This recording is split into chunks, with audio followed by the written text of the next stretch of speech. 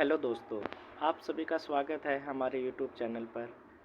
आज की इस वीडियो में हम आप सभी के लिए लेकर आए हैं first polling officer, second polling officer और थर्ड पोलिंग ऑफिसर के क्या क्या कार्य है। तो आइए शुरुआत करते हैं फर्स्ट पोलिंग ऑफिसर से।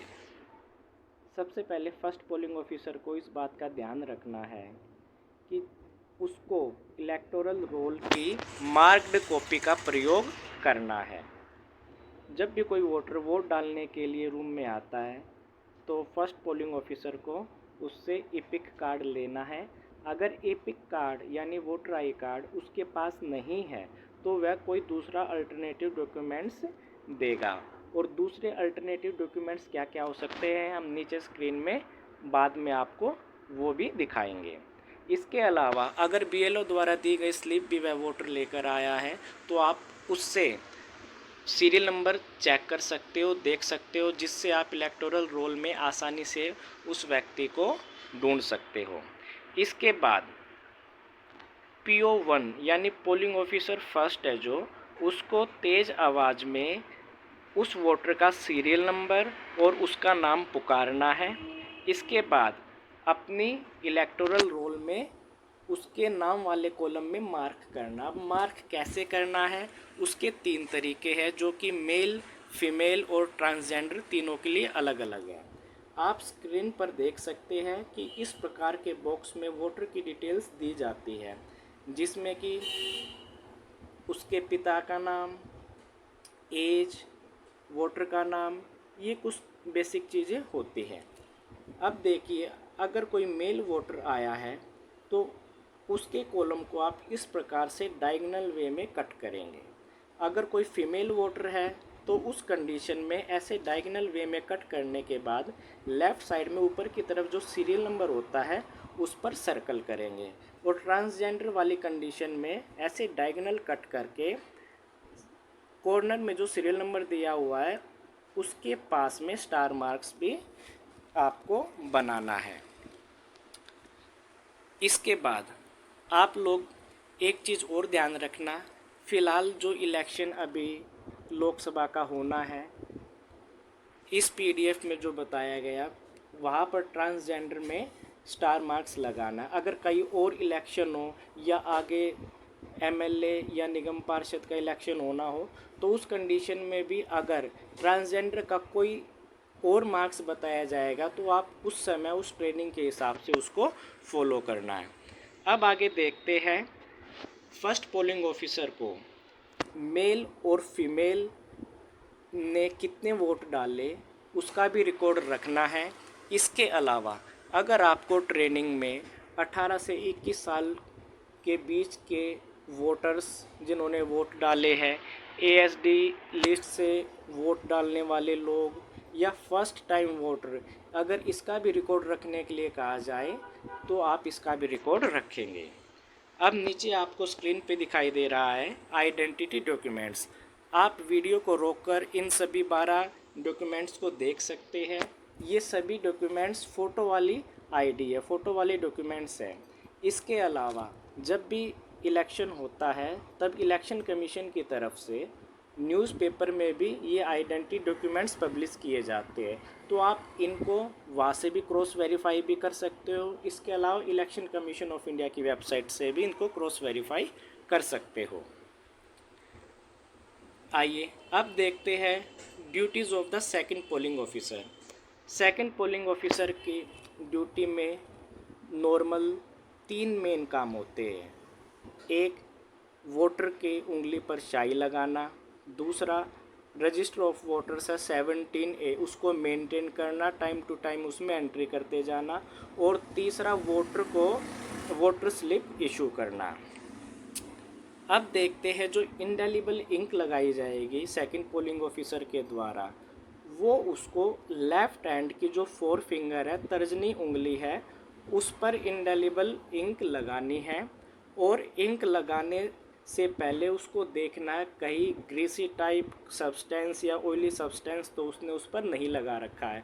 अगर ऐसा है तो उसको रिमूव करना है, उसके बाद इंक उसको लगानी है। अब देखते हैं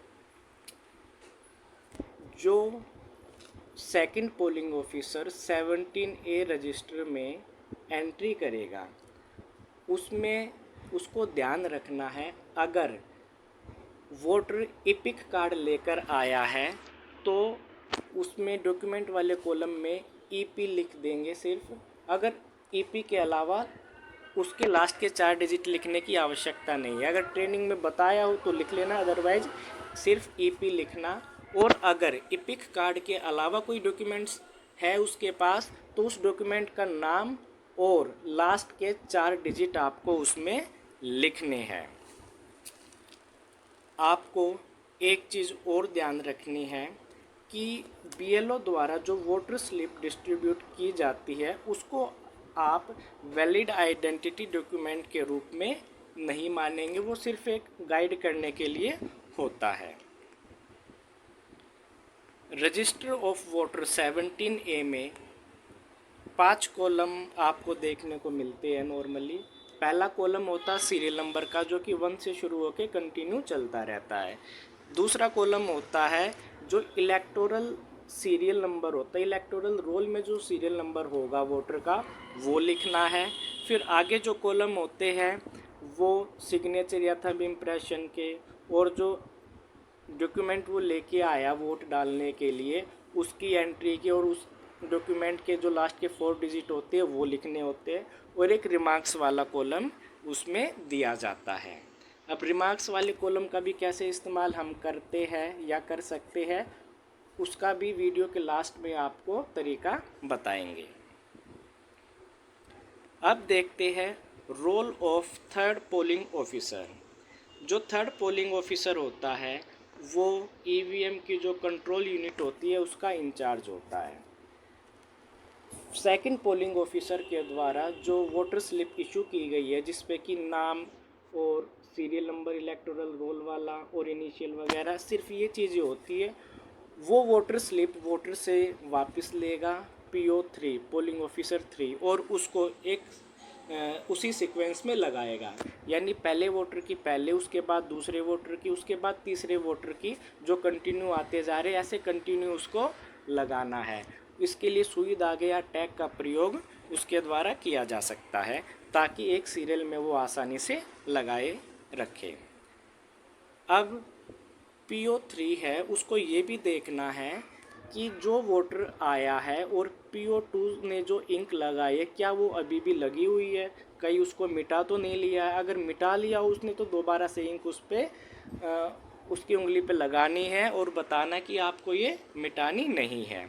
इसके बाद पोलिंग ऑफिसर 3 के द्वारा उसको वोटिंग कंपार्टमेंट में जाने के लिए कहा जाएगा, और वही कंट्रोल यूनिट में जो बैलेट बटन होता है वो पोलिंग ऑफिसर 3 द्वारा दबाया जाएगा।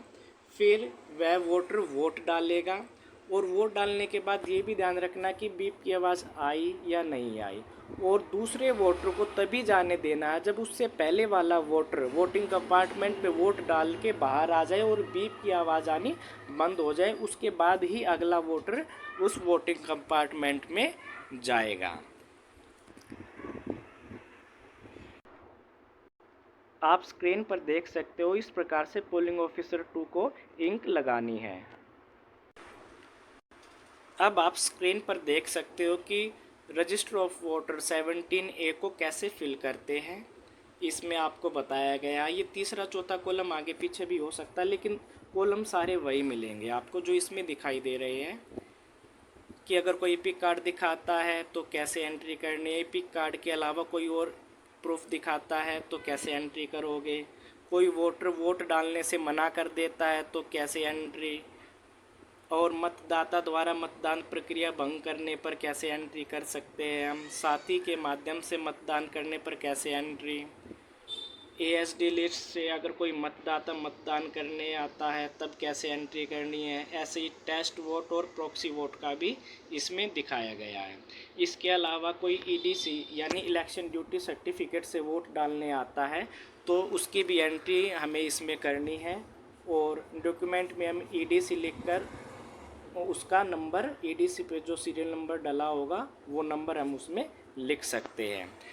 आपको जो ये पॉइंट्स अभी दिखाए जा रहे हैं आप अपनी ट्रेनिंग में भी ध्यान से देख लेना, वहाँ पर भी ये सभी बातें बताई जाएगी। अगर कोई भी बात ओवरलैप होती है तो आपको जो ट्रेनिंग में बताई गई है बात, आप उसको सही मानोगे।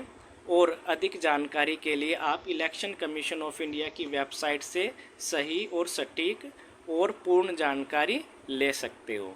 अगर आपको ये वीडियो अच्छी लगी तो लाइक और शेयर ज़रूर करना।